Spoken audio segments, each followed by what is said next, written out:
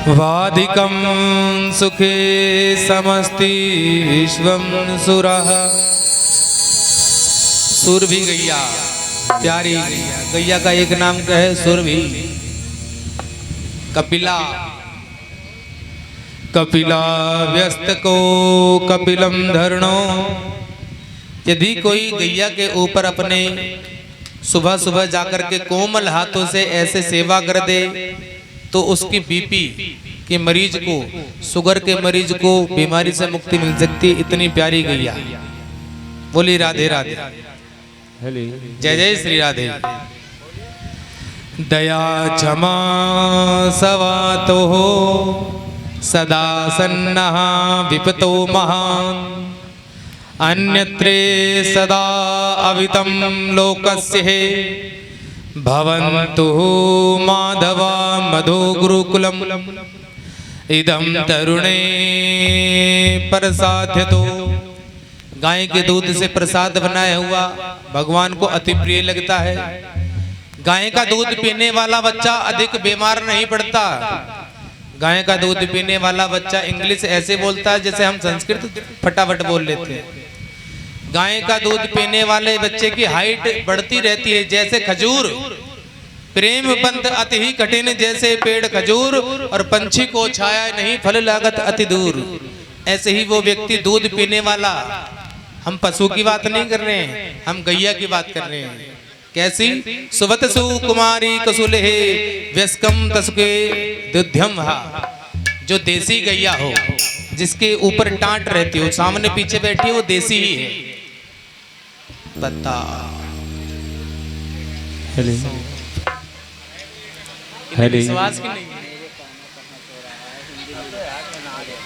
देसी गैया का दूध पीने वाला बच्चा रंग से केसर की तरह लाल लाल होने चालू हो जाता है। उसके गालों पर लाली आती है। पढ़ाई जो उसने आज की हो उसको माह तक याद रहती है। 1 महीने तक आज पढ़ी हुई चीजें पूछ लो। इसीलिए गुरुकुल के अंदर बच्चों को देसी गैया का दूध पियाया जाता है। जब कोई बच्चा बीमार पड़ जाए तो उसको देसी गाय का दूध पियाया जाता है। भैंस का दूध क्यों नहीं? मोटी बुद्धि कर देता है। बोलो राधे राधे। तो इसीलिए देसी गाय चाहे 1 लीटर दूध दे, वो दूध नहीं, वो अमृत ही है। यहाँ पर भगवान कहते हैं अनंतम महापदु व्यसहम मरणे शुद्धम्यता अमृतोपासी। दूध दूध नहीं है, दूध तो गैया का अमृत से भी ज्यादा अधिक महान है। कैंसर के मरीज को यदि अमृत दूध पिलाया जाए गाय का, तो उसकी 6 महीने की जिंदगी 6 साल की हो जाती है। इतनी तेज है। और यदि बचपन से कोई देसी गाय का दूध पिए अपनी पूरी उम्र तक, तो उसको कैंसर होगा ही नहीं, गारंटी से। इतनी महान गैया। गाय के मूत्र में भी, जो गोमूत्र होता है, उसके अंदर भी 1207 और 204 है। इतने प्रकार के तो कैल्शियम उसमें। ऑक्सीटम जो होते हैं गाय के दूध में, वो इतने ज्यादा अधिक हैं कि वो यदि 100 पशुओं के दूध को एक साथ मिश्रण करके भी बनाया जाए, 1000 पशुओं के दूध को भी मिश्रण करके बनाया जाए, तो भी वो पावर आने वाली नहीं है। तो उसको बोलते हैं ऑक्सीटम कैल्शियम।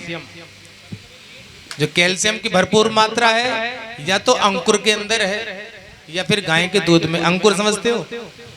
जो दाल उग जाए, जो फल उग जाए, आलू जो उगता है उसके अंदर कोपल निकलती है।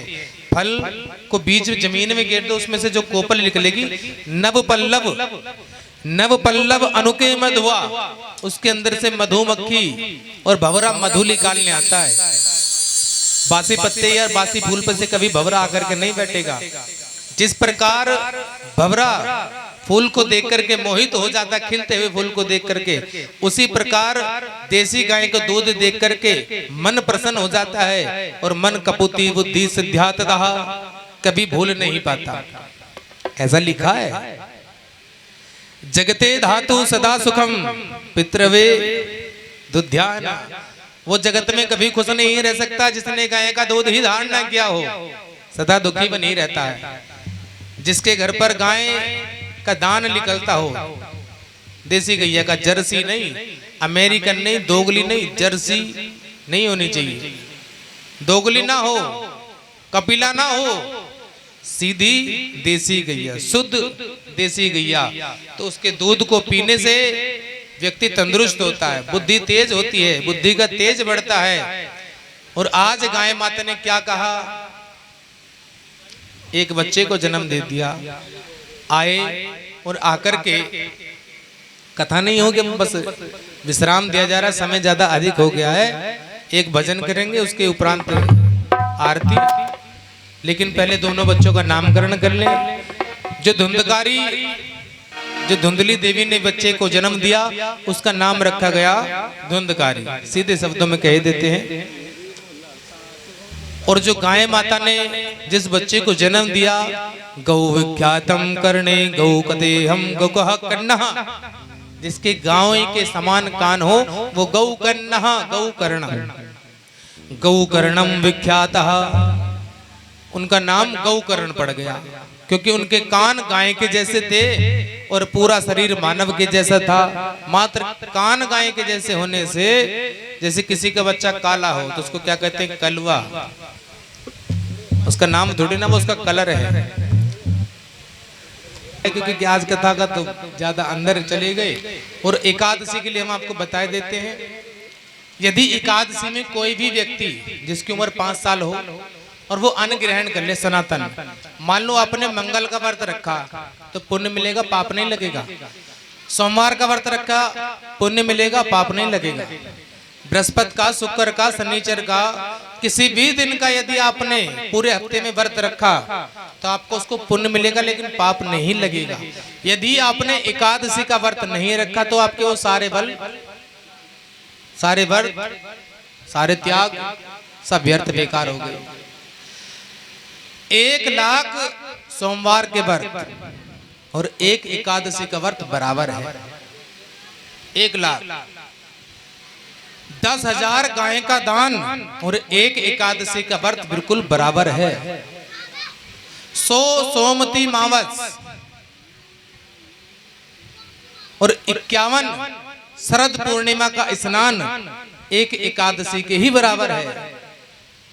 11 आश्वमेध यज्ञ और 1 एकादशी का व्रत बराबर है। ऐसी है एकादशी। जिसने अपने जीवन में एकादशी नहीं रखी और समस्त व्रत रखे तो ऐसे समझो जैसे समुद्र, आपने व्रत तो किए लेकिन निकले कितना सफल, इतना सफल निकला। अब दुकान वाला आपसे तोतली जवान से आपने बोला, आपसे बड़ा प्रसन्न था, वो बोला कि बेटा रुक, टोपी तुझे मैं देता हूँ, तू पल्ला फैला ले। तो दुकान वाले ने पूरा डब्बा ही पलट दिया। अब ये बताओ कि आपके लेने में ज्यादा फल मिला या देने में ज्यादा फल मिल रहा है? दुकान वाले ने टोपी दी, वैसे ज्यादा आएंगे कि आपके निकालने से ज्यादा आ जाएंगे? देने से ज्यादा आएंगे। तो एकादशी देने वाली है, इसलिए एकादशी का नाम है दिद्यवताः, जो देती है सदा। जिसने गाय का वध किया हो अपने जीवन में, ब्राह्मण हत्या का पाप किया हो, जिसने जीवन में कभी पुण्य ना किए हो, वो 1 एकादशी का व्रत करके भी सुधाम को प्राप्त कर सकता है। मात्र 1 एकादशी। पुत्रादयाते चित्रांगते योगिनी, एकादशी का नाम। पुत्रे कामदा, चित्रांगनी विरोधिनी, निर्जला, एकादशी के नाम है। कामदा पाप मोचनी। यदि इन एकादशियों को आप, साल में 26 एकादशी आती हैं, उन 26 एकादशी, 1 महीने में 2 एकादशी आई, और साल में कितनी हो गई? कितनी? आपका तो गणित ही फेल है। गाय का दूध पिया करो। 1 साल में कितने महीने? अरे एक अधिक महीना भी आता, अधिक मास, लोंद का महीना, 13 महीने होते हैं। इसलिए गणित ठीक नहीं चल रहा, शास्त्र सुना ही नहीं। लेकिन फिर भी आपने हिम्मत दिखाई। ताली बजाओ जरा इनके लिए। एक साल में 12 महीने होते, लेकिन एक महीना अधिक मास का होता है, लोंद का महीना, और उस महीने में 2 एकादशी एक्स्ट्रा आती हैं, विरोधनी और पाप मोचनी। यदि इन 26 एकादशियों को आप पालन ना कर पाओ तो एक एकादशी कर लो साल में, तो भी आपको 26 एकादशी का ही फल प्रदान होगा। वो कौन सा? निर्जला। निर्जला विस्क्याहम शास्त्रे तरुणम वतो वासतम सहस्त्रायते। शास्त्र इस चीज की आज्ञा देते हैं, उपनिषद इस चीज के लिए आज्ञा कर रहे हैं। वाग्रतम ततो, वो कह रहे हैं यदि जिसने व्रत नहीं किया, जिसने उपवास नहीं किया, मंगल बुध बृहस्पति शुक्र शनि राहु केतु वैभव लक्ष्मी, ना जाने कितनी प्रकार की लक्ष्मियों के व्रत अब नए नए चल रहे हैं, इन सबको ना करके एक एकादशी कर लो तो सभी व्रतों का फल पुण्य प्रदान हो जाता है। और जो साल में 26 ना रख पाए वो एक रख ले, निर्जला, उसमें जल नहीं पीना होता। लेकिन जो 24 एकादशी करता है, साल की सारी एकादशी कर रहा है, वो निर्जला एकादशी में भी दूध पी सकता है, पानी पी सकता है, फल खा सकता है, क्योंकि उसे छूट है, उसे डिस्काउंट दिया गया है। लेकिन जिसने एक भी नहीं की है उसको पानी ग्रहण नहीं करना चाहिए। इसीलिए एकादशी जरूर करनी चाहिए। अन्यथा जिसने एकादशी का व्रत नहीं किया और उस दिन अन्न धारण कर लिया, आज तो सबके घर पर अधिकतर खिरनी में अगर 1000 घर हैं तो उनमें से 700 घरों में चावल बना होगा, जबकि आज के दिन इस नाम को लेने से भी पाप लग जाता है। और सबने खूब आनंद से खाया, दाल के साथ में हवा मिलवा बना बना करके ऐसे प्लेट में इन उंगलियों से ऐसे मिला के उसे ऐसे लपेट के ऐसे हिला के तब और खाते हैं। बोली राधे राधे।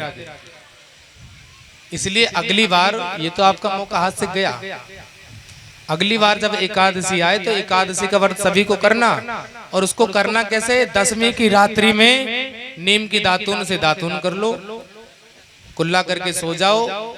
नेक्स्ट दिन जैसी मॉर्निंग होए, मॉर्निंग में स्नान करो, भगवान की धूप दीप दिखाओ, और उस दिन प्रण ये कर लो कि आज मैं सत्य बोलूंगा। सत्य बोलने के साथ में आज मैं निष्ठा पूर्वक भगवान की भक्ति करूंगा। सारे दिन भगवान की भक्ति करें, कुछ फल आहार ले लें, दूध ले लें, फल खा लें, नमक ना खाएं, आलू ना उबालें, कुट्टू का आटा ना लाएं, सांदा नमक ना लाएं। नहीं तो जिस व्रत के अंदर नमक खाया जाता है, चाहे वो सांदा है, चाहे वो नून है, चाहे वो साल्ट है, वो व्रत है ही नहीं, वो व्रत के नाम पे धोखा है। भगवान कहते चिटर को कहीं के नमक का नाम बदलने से नमक को रुक्मणी कहेगा तो वो रुक्मणी नहीं हो जाएगी। इसलिए नमक को सांधा नमक बोलने से वो सांधा सांधा नहीं हो गया है, वो नमक ही रहा। कुट्टू के आटे को आटा ही कहा जाता है, इसलिए वो भी आटा का आटा ही बना रहा। इसलिए व्रत में किसी भी व्रत के अंदर किसी प्रकार का आटा या नमक नहीं खाना चाहिए, और एकादशी में तो खासकर नहीं लेना चाहिए। जो व्रत करते हैं और चाय पी ले, मान लो सोमवार का व्रत है और महादेव पर दूध चढ़ाकर है तो दूध पीना नहीं चाहिए, चाय नहीं पीनी चाहिए। चाय के अंदर निकोटीन, अल्सर, सल्फर, ये तीनों चीजें दारू बनाने के काम में आती हैं, मदिरा बनती है इनसे। और जो व्यक्ति व्रत वाले दिन चाय पी ले तो उसका भी व्रत उसी समय टूट गया जब उसने वो चाय की घूंट भरी। इसलिए किसी भी व्रत में शास्त्र नहीं कहते कि चाय पियो। चाय किसके लिए है? वृद्ध अवस्था वालों के लिए, जिनकी आयु ज्यादा है, व्रत नहीं रख पाते, उनके हार्ट बीट को चलाने के लिए अल्कोहल की जरूरत पड़ती है। और निकोटीन में भरपूर मात्रा में अल्कोहल है, इसलिए हार्ट चाय पी के चलता है।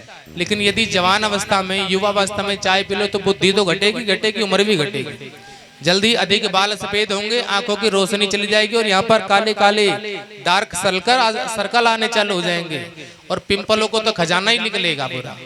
खूब इकट्ठे क्या करो। बोलो राधे राधे।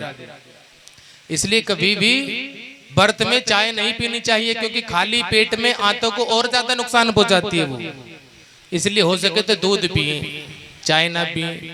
बोली राधे राधे।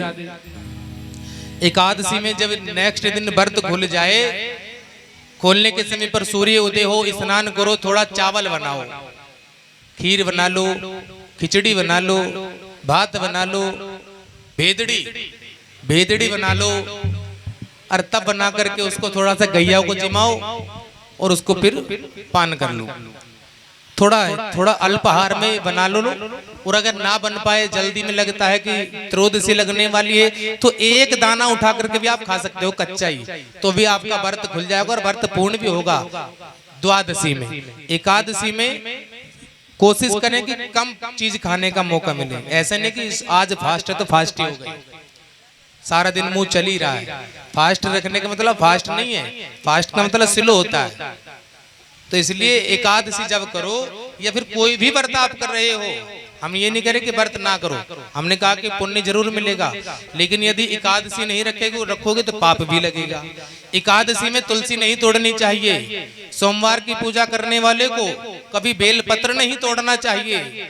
मंगल का व्रत रखने वाले को कभी लाल वस्त्र को चीरना नहीं चाहिए। और जो व्यक्ति बृहस्पतिवार का व्रत रखते हैं उसको दाल नहीं ग्रहण करनी चाहिए और गुड़ का पान ना करे, गुड़ ना खाए, दाल ना खाए। पीले वस्त्र धारण करके उस दिन पीले वस्त्र का दान कर देना चाहिए जो बृहस्पति का व्रत रखते हैं। शुक्रवार का व्रत रखने वाले को महादेव के ऊपर तिल और चावल जरूर चढ़ाने चाहिए, नहीं तो व्रत लगा ही नहीं, बेकार हो गया। शनि महाराज का व्रत रखने वाले को चावल और काली दाल बना करके खुद भी खाए और भगवान को भी भोग लगाए। किस किस को भगवान को भोग लगाना है? हनुमान जी को, शनि महाराज को और शंकर भगवान को। इन तीनों को भोग लगाने से ही शनि का व्रत पूरा होगा। रविवार का व्रत रखने वाले को मीठा ग्रहण नहीं करना चाहिए, मीठा खाए ना। जिस दिन रविवार का व्रत रखे उस दिन मीठे का ग्रहण ना करे। मीठा सूर्य देवता को जल में मिला करके चढ़ा दे, फिर उसको खुद ग्रहण नहीं करना है। सोमवार का व्रत रखने वाले जो महादेव के उपासक होते हैं वो महादेव पर तुलसी ना चढ़ाएं, दूब घास ना चढ़ाएं, महादेव पर चावल ना चढ़ाएं, सिर्फ दूध चढ़ाएं वो भी सिंगल, पानी चढ़ाएं तो भी सिंगल, लेकिन दोनों को एक साथ मिक्स करके कभी नहीं चढ़ाना चाहिए।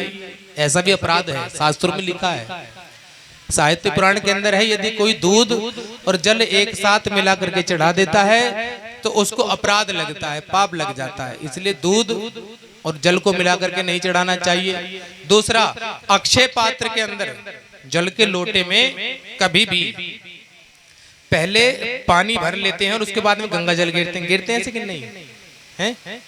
पहले जल के लोटे को भर लिया पानी से और फिर 2-4 ढक्कन जल गिरा, उससे भी बड़ा अपराध कोई नहीं है। पहले पात्र के अंदर 2 ढक्कन जल गिरे और फिर उसके अंदर पानी भरना चाहिए, क्योंकि गंगा के अंदर जल मिल जाए तो समुद्र तो बन सकता है, लेकिन समुद्र के अंदर जल मिल जाए वो गंगा नहीं बन सकती। गंगा जाने से समुद्र है, समुद्र के आने से गंगा नहीं है। समझ में आ गया? यदि गंगा यहाँ से बह करके समुद्र में जाती तो समुद्र का अस्तित्व है। यदि समुद्र बह करके आ जाए तो वो गंगा नहीं बन सकता। दूध से आप घी बना सकते हो, लेकिन घी से दूध नहीं बना पाओगे। इसलिए आप गंगा जल से जल तो बना लोगे, लेकिन पानी से जल नहीं बना पाओगे। हाँ जी कि ना जी? बोली राधे राधे। एक नंबर के कंजूस जो बस आप खिन्नी वाले, नाम ही खिन्नी है बस यहाँ का।